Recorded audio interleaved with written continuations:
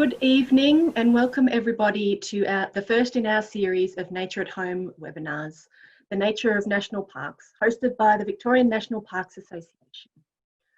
My name's Caitlin and I have the pleasure of introducing this session and hosting our final question time. To start with, we as the Victorian National Parks Association acknowledge the many First Peoples of the area now known as Victoria and honour their continuing connection to caring for country. We offer our respects to elders past, present and future. The Victorian National Parks Association has been at the forefront of nature conservation for almost 70 years. We share a vision of Victoria as to have a diverse, healthy, natural environment protected, respected and enjoyed by all. This evening, our Executive Director, Matt Ruckle, will explore with us the story of how some of our national parks came into being, why national parks matter for nature conservation, different types of parks with different legal protections, and some of the challenges involved in managing these special places. Matt has worked in environmental policy and advocacy at the international, national, state and local level for over 30 years. He grew up in the Mallee and some of his favourite Victorian national parks are in that region, Hattakulkine, Big Desert and Murray Sunset. If he was a Victorian native animal, I'd have to say he's probably a wombat, chasing policies down burrows, basically. Before we start, I'd like you to take a moment to just think about your favourite national park in Victoria or a national park that you're missing the most during lockdown. One of mine is definitely the Little Desert for its bird life, wildflowers and heathy, sandy country. Once you've got your national park in mind, I'd love it if you could type it into the chat box below so you can use this cursor to spot the speech bubble which says chat and you can type it in there. And I'd love to see some of those rolling in. There we go, I've already got Alpine and Wilson's Prom, so I'd love to see a few more rolling in. A few votes for the Grampians, Wilson's Prom, Grampians, Wilson's Prom, lovely, the Prom, Wombat Forest, Barmer. These are flying past now, Grampians, Alpine, Anglesey Heath, Mount Macedon, Alpine, Feathertop. These are fabulous, everybody. All right, keep them coming in. And as they do keep rolling in, I'd like you to consider a couple of things about these wonderful special places that we love in Victoria, these national parks. Do you know when it became a national park, that area? And do you know the story of why and how it became a national park? So while you're listening to the presentation this evening, keep your national park in mind. See if you can see the period of time it was protected as a national park.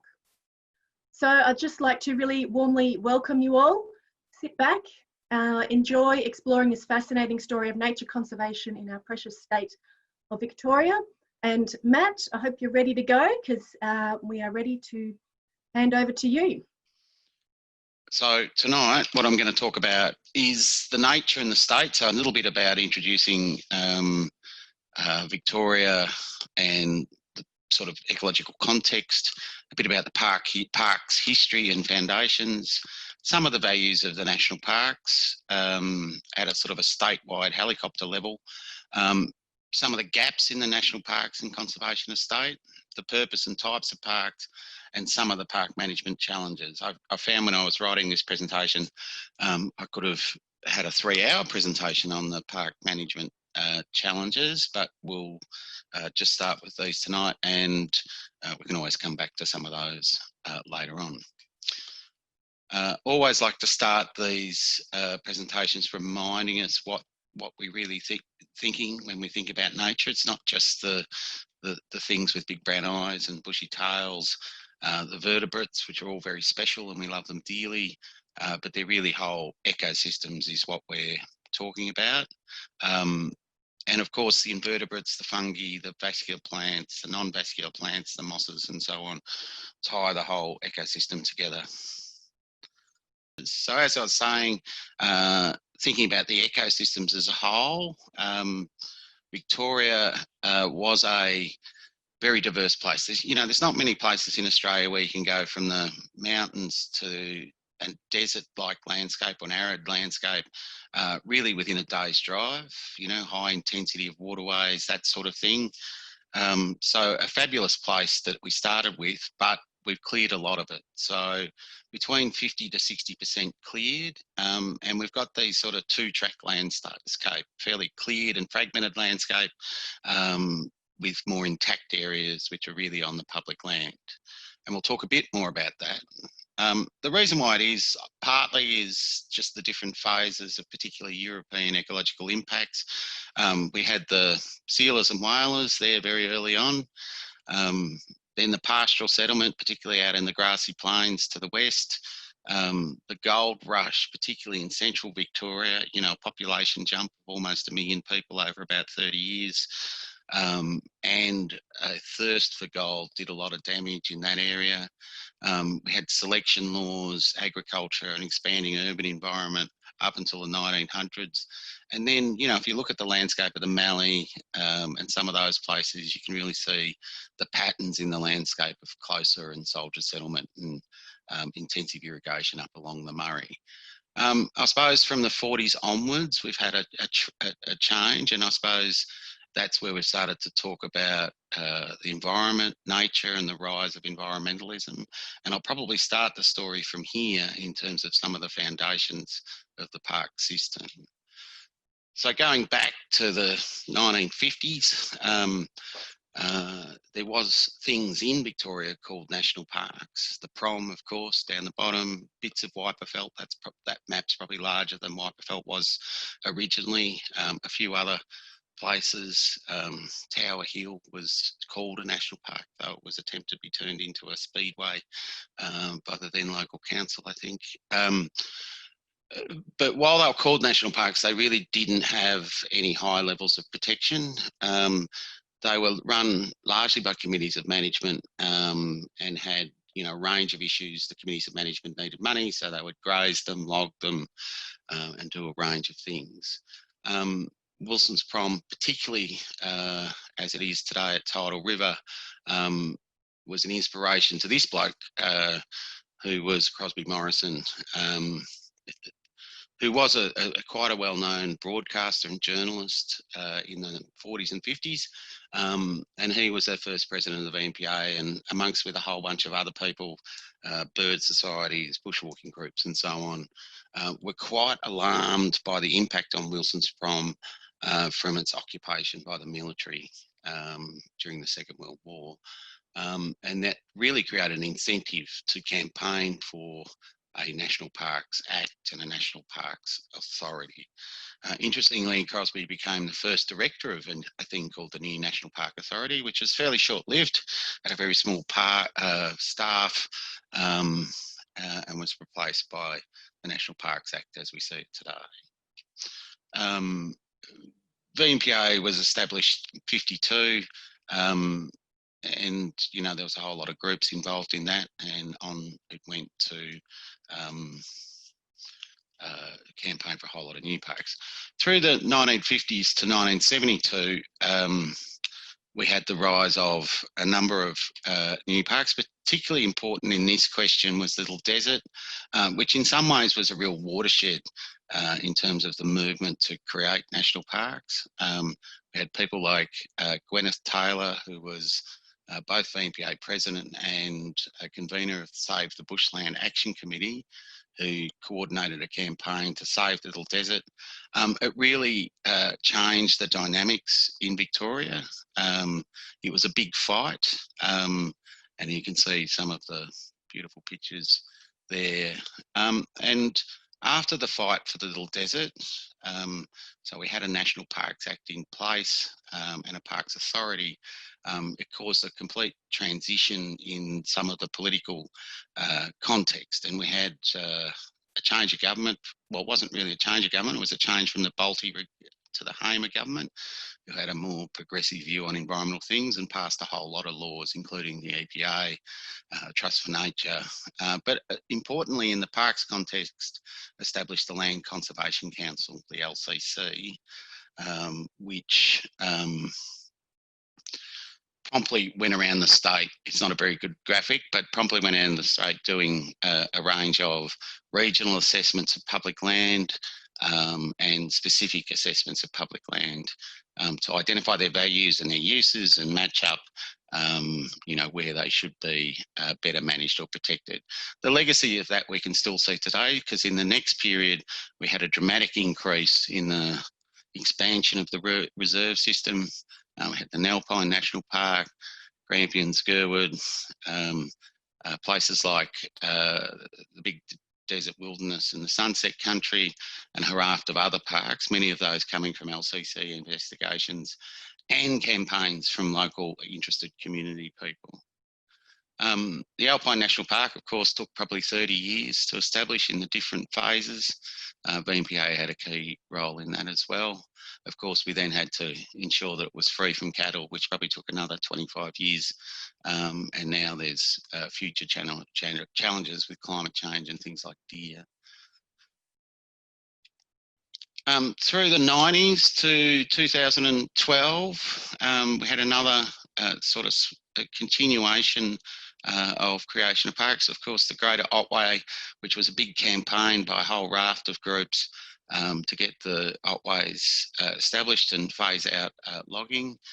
We had Yarra Ranges National Park, which came out of one of the Melbourne investigations. I think if they'd taken on the recommendations that VNPA worked at the time, we would have had at least half a Great Forest National Park back then, but logging interests were also powerful then, as they are now.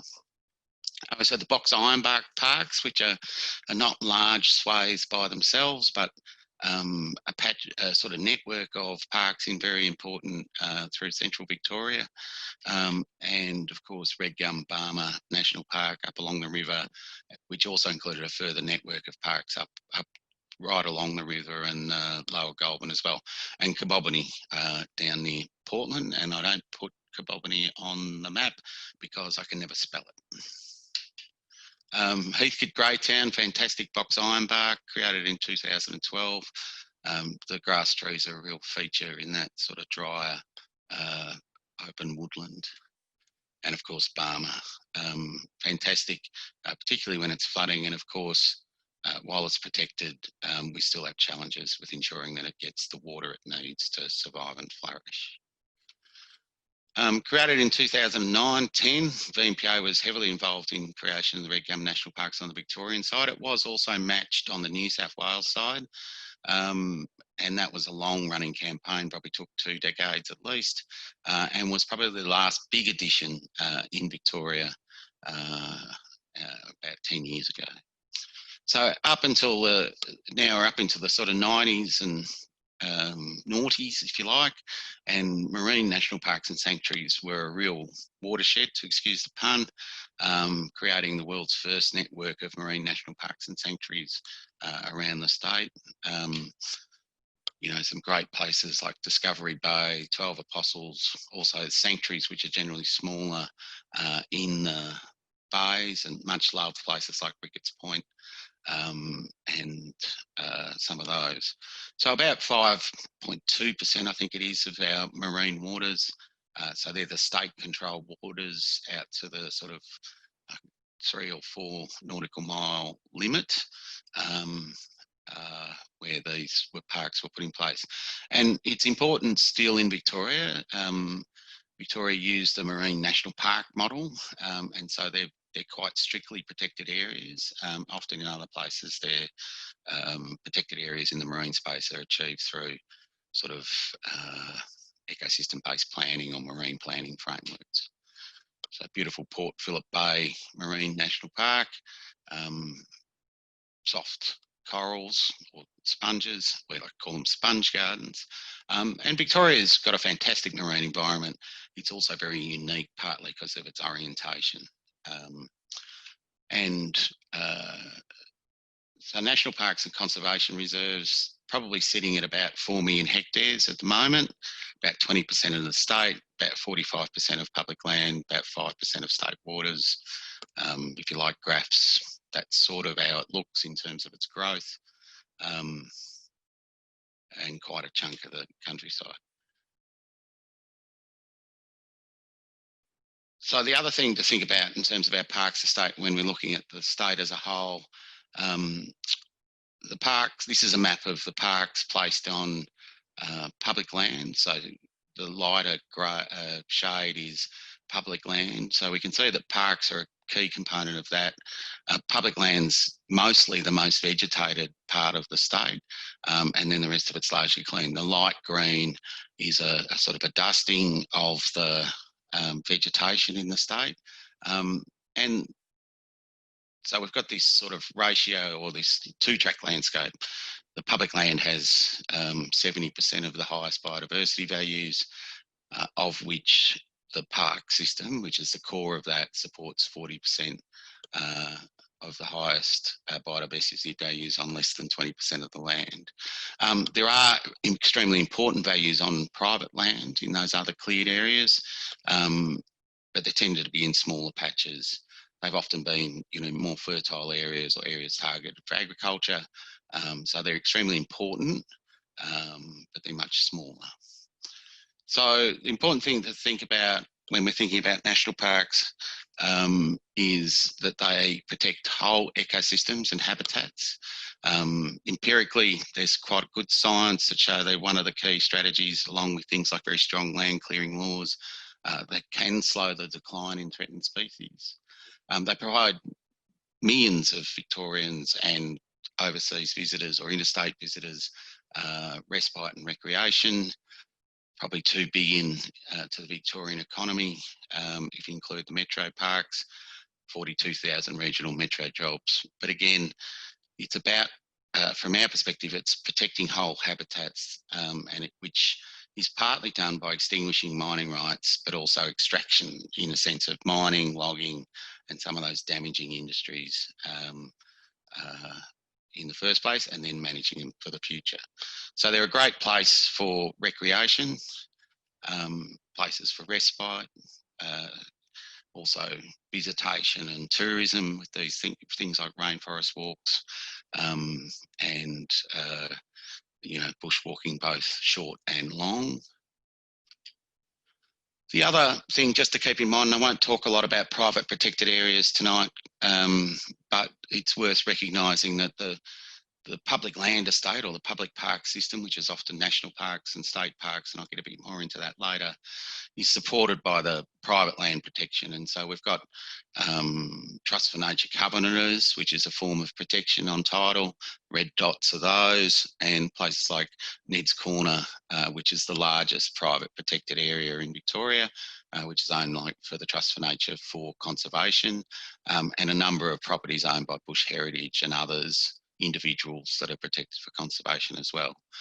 But the Parks Estate is by far the biggest slab of all that, 4 million hectares across the state. So I'll just move on. So while we've got a fantastic reserve system in Victoria, really quite well established one, it's not quite complete. And I'll just give you a sense of some of the drivers. One of the drivers for new national parks is there's a number of international obligations around the Convention on Biological Diversity, which Australia has signed up to. And it really talks about achieving a representative protected area system. There's a number of national programs through the National Reserve System and a similar one for marine. And the key part of it's about having a comprehensive, adequate and representative protected area system. So this is what that means. I won't spend a lot of time on it, but it's about having representation of different ecosystems in secure places across the state. So one of the targets in the Convention on Biological Diversity is Target 11, which is about 17% of terrestrial inland waters and about 10% of coastal and marine. So the CAR system, it's entrenched in quite a bit of stuff. It's the sorts of things that the Land Conservation Council and the Victorian Environmental Assessment Council look at. Some of the regional forest agreements also entrench it. But it doesn't always include specific local needs, such as specific habitat for threatened species or responding to climate change, recreational park management considerations. So to achieve it, you often need more than just the car reserve system, or just the analysis of the car or the bits of vegetation, because wouldn't otherwise you would have a park system which is dots on the landscape as opposed to continuous blocks. There's a whole lot of management and other ecological reasons why you would prefer continuous areas. So our analysis of the sort of car system, and you can cut this a few different ways, is that we're probably about 3.1 million hectares short in Victoria in the terrestrial space. About 1.5 million hectares of public land. So if you think about that, we've got 4 million hectares of public land, or about sort of 45% of the public land in parks already. So we're in the last 20%, if you like, to achieve that sort of comprehensive system on public land. But there's a much heavier lift on private land. So a further 1.7 million hectares, but there's probably only about 100,000 hectares already protected in either covenants or private purchase. So there's some more work to do there.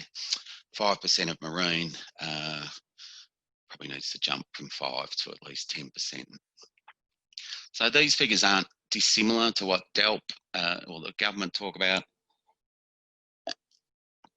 And they estimate about 2.1 million hectares of both public and private land needs to be added to the reserve system. And the difference is really related to how you cut the criteria that you consider as important. So again, another way to think about that, and this is just an easy way to sort of see it on a map, is looking at the strategic natural values, and they do equate in part. And when you look at that, you see gaps in the reserve system. So there's the reserve system's now over the top of the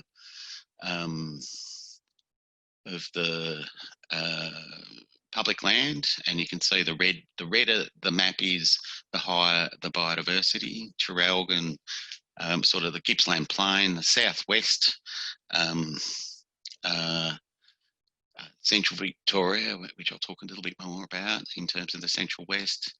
Grasslands to the west of Melbourne, which isn't all public land, but it does turn up very red as particularly a critically endangered ecosystem. Central Highlands and the push for the Great Forest National Park have been a key highlight over the last decade or so, and of course East Gippsland.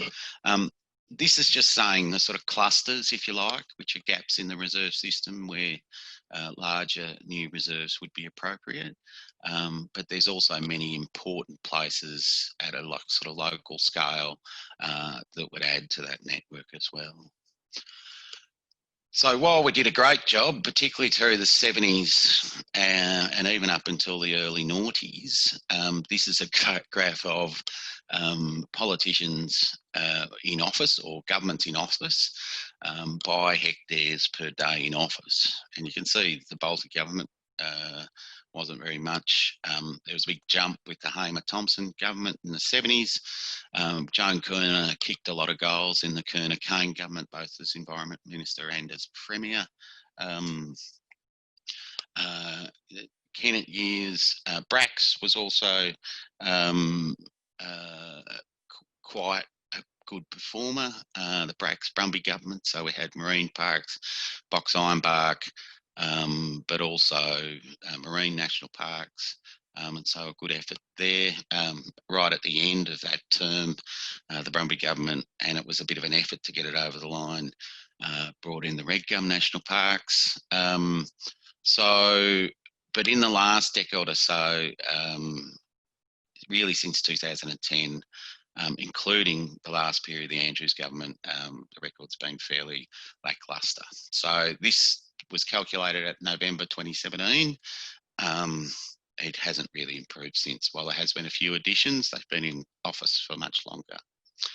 In the marine protected area space, Victoria was a leader, was the world's first actually, at 5.3% of the state. But as you can see, WA's now got 10, Queensland's got 14, South Australia's got 12.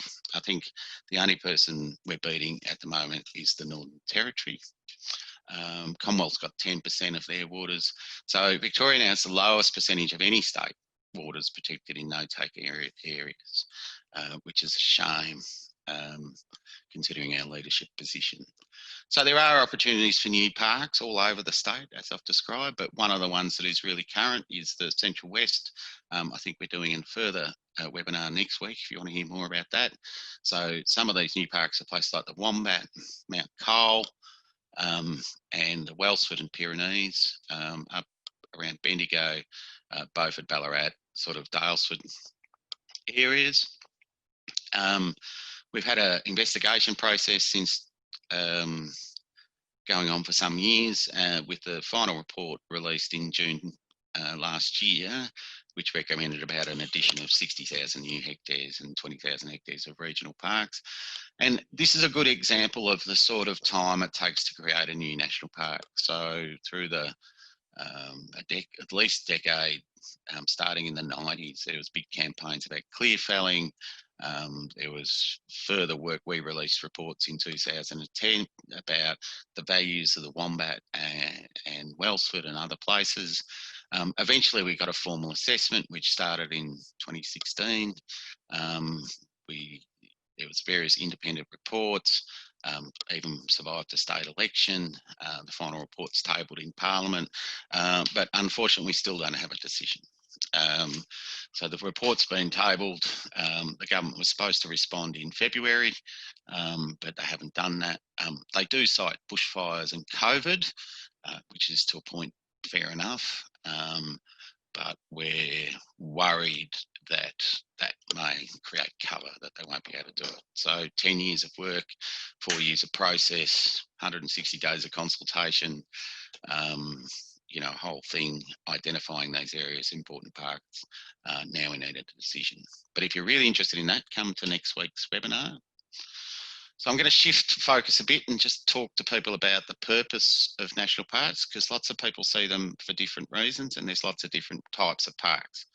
So under the National Parks Act, which is actually an old act, 1975, it is a pretty strong act in terms of its nature of its language. It is rarely tested in court. So there's very few, much case law against the National Parks Act.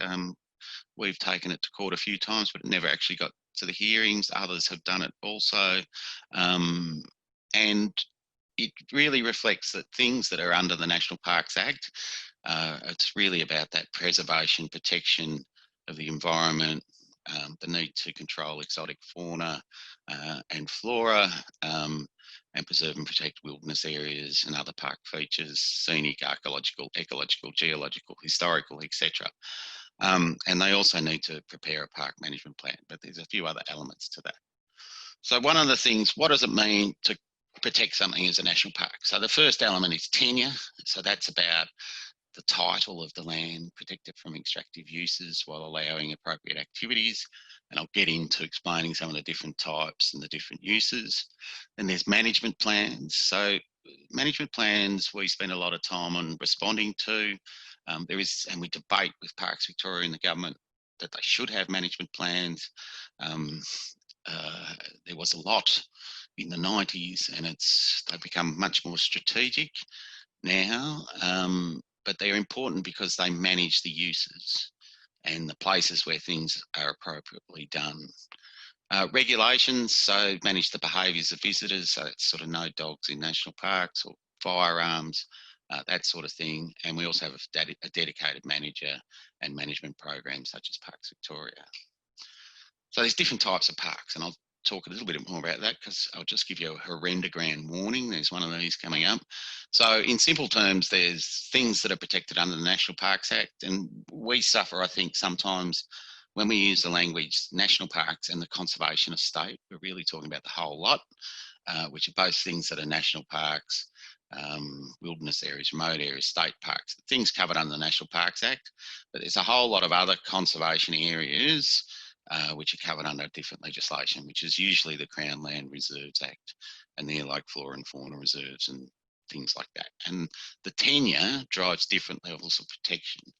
I won't spend a lot of time on this, but essentially, if you look at the sort of international definitions, you know, protected areas are clearly defined geographical space, recognised, dedicated and managed through legal or other effective means with long-term conservation of nature and associated ecosystem services and cultural values.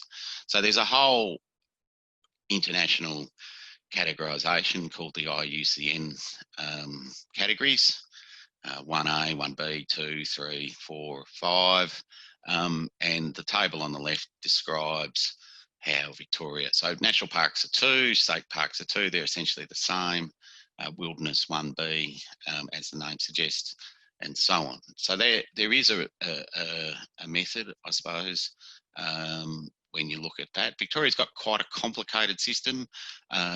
Here's the herendogram with quite, a dozen or so different categories of reserves. You've got National Park Act areas and different schedules which address the different types of values. You've got nature conservation reserves. Some are strictly protected for nature. Some allow hunting. And then natural features reserves, which are often smaller, stream roadside reserves, that sort of thing.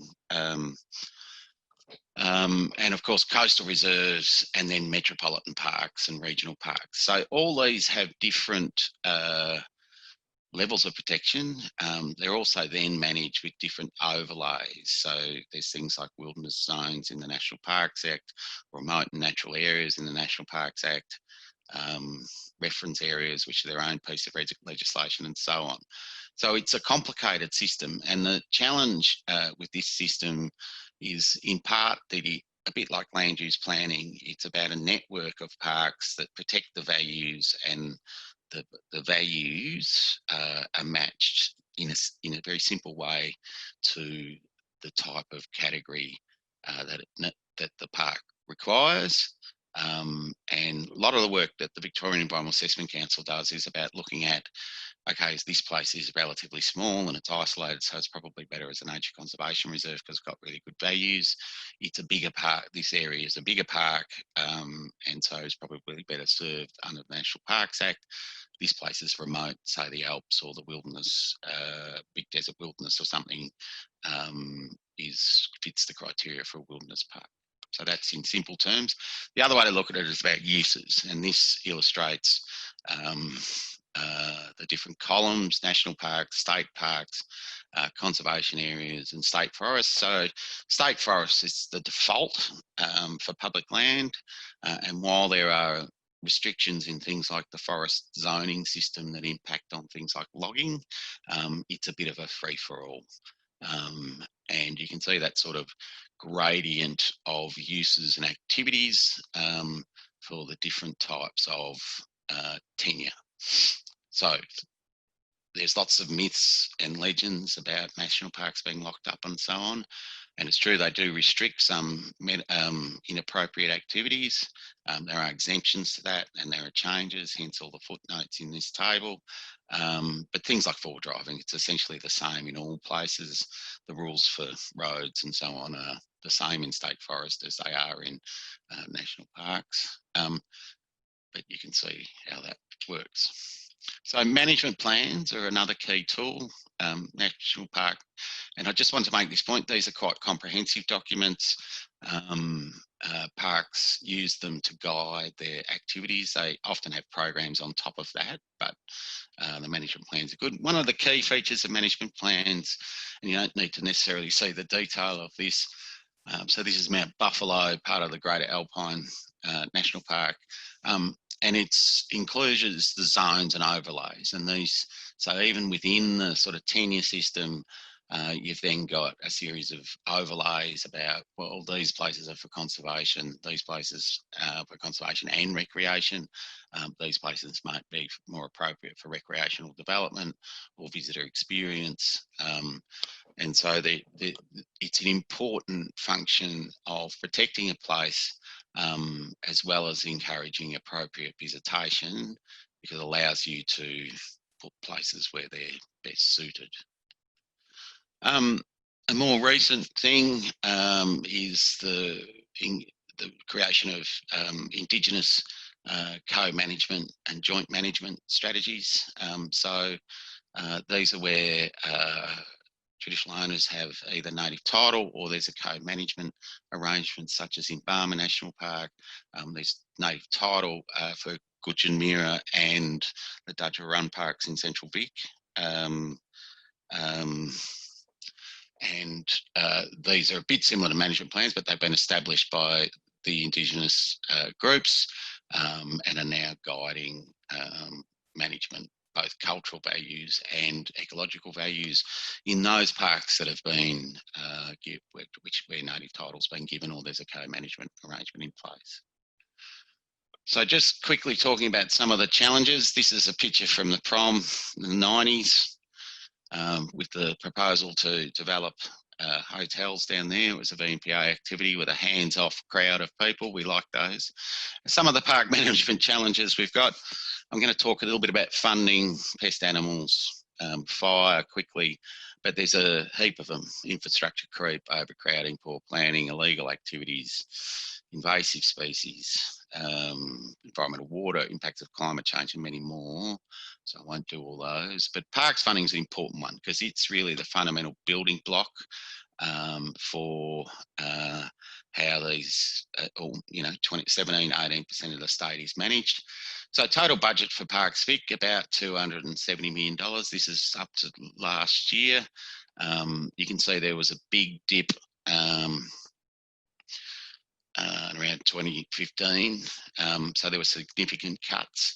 It's roughly 0.5% of state expenditure as a whole. So this is all parks funding. And if you look at this line here, the peak in 2012, where it was between sort of from 2010 on, 2008 onwards, there'd been a steady build up of funding to ensure core capacity, even though we've now got ahead of that peak, and the Andrews government's actually done a good job in terms of improving the funding base for that. If you include something like CPI, you're still probably $20 to $30 million down in terms of the cost of doing business. So we argue it should be 1% of state expenditure. So I get into this argument with politicians. They go, well, it's going to have to come off TAFE or education or police or something. Well, it may, but it's not really even comparable because health is probably 26% of the state budget, education is probably 24%, police and emergency services about 15%, and we're only asking for 1%. So 1% would essentially double the funding for Parks Vic. But it's not as straightforward as that, because the way parks are funded is government funding. So this is an allocation. It's part of the state budget, which is the green line at the top, and a thing called the Parks and Reserves Trust, and then other income. And the other income's like camping fees and insurance payouts and that leases and licenses for cafes and that sort of stuff. And it's not a big chunk of the budget. The parks charge, it's been there since 1958. It's a product of the old Melbourne Board of Works, who used to manage the urban parks.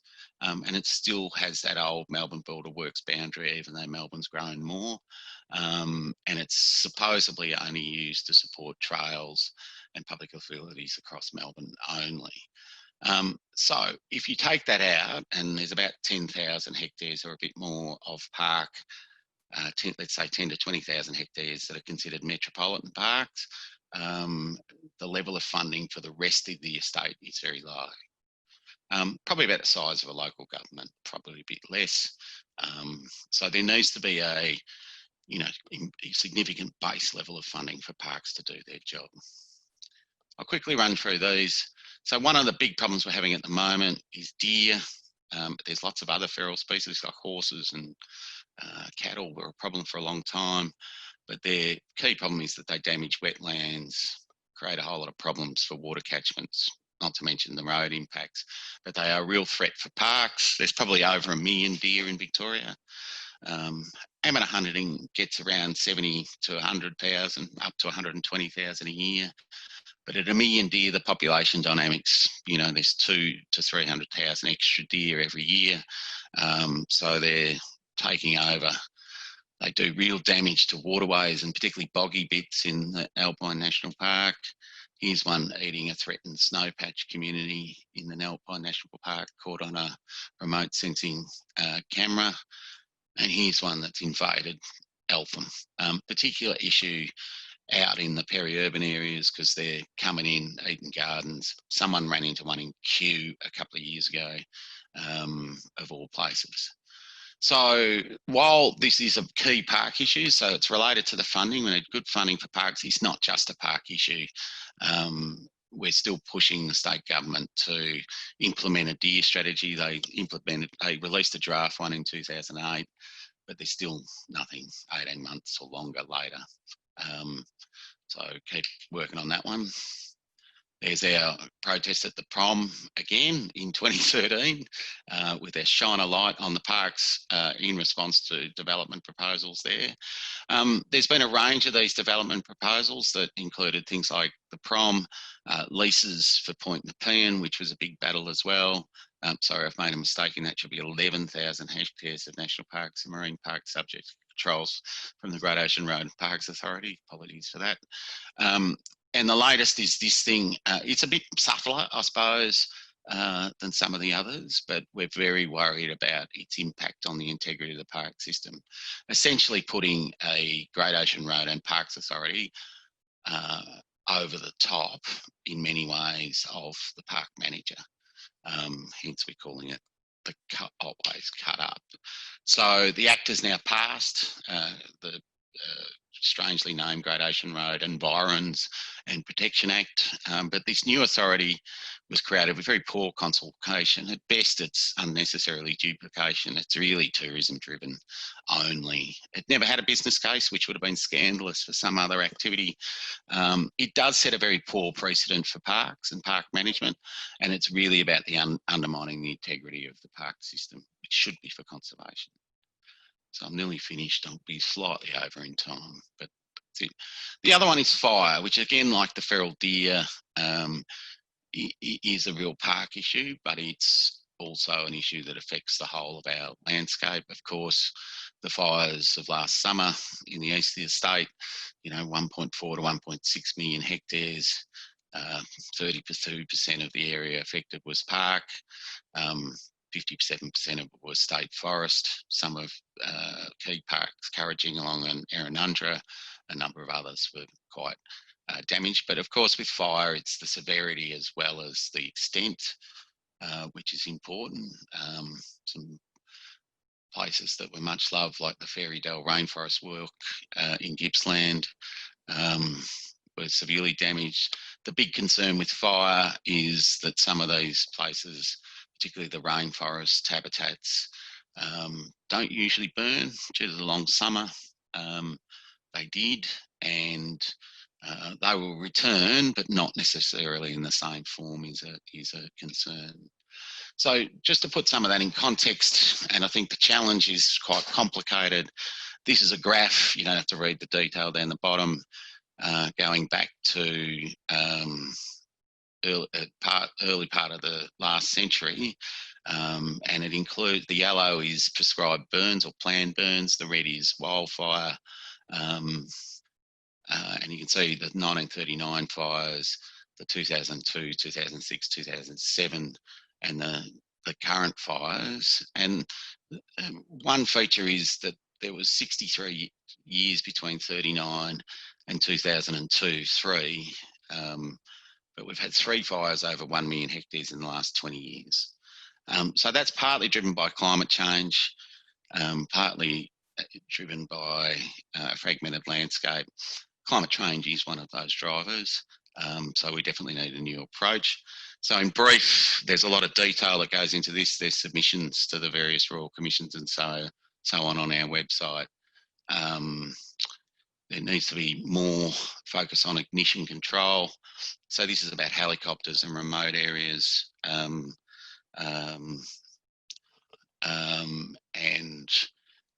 there's been this funding problem that helicopters haven't been able to be used for first response in remote areas or natural areas because they can really only be used for protection of assets. We also need to look at Indigenous burning trials, less area burnt but more focused or strategic, and improving across the board all of our emergency both domestic and community-based shelters.